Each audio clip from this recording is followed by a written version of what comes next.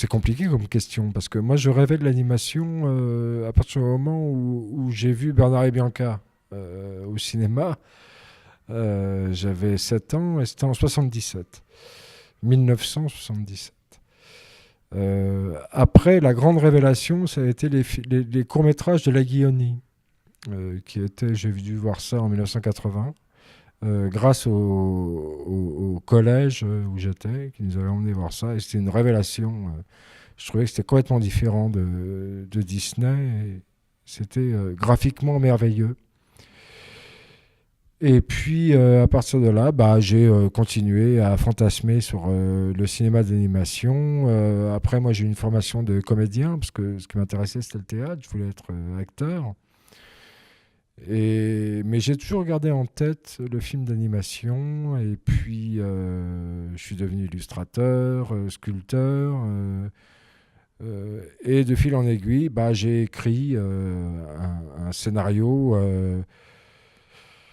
d'un film qui a mis 10 ans de développement, alors que c'était un court-métrage.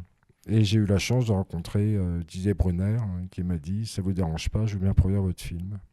Voilà. Voilà l'historique.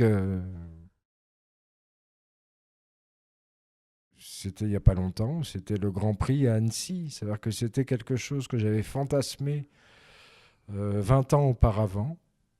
Je me souviens tout en haut de la salle et j'ai vu Sylvain Chomet qui avait son Grand Prix pour La Vieille Dame et les Pigeons.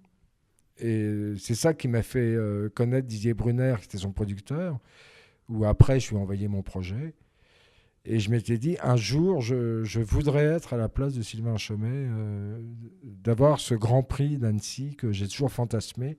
Et quand j'ai eu ce Grand Prix à Annecy il n'y a pas longtemps, j'étais bouleversé pour cette raison-là. Savoir que c'était une espèce de rêve, pas de rêve, mais de fantasme qui se réalisait.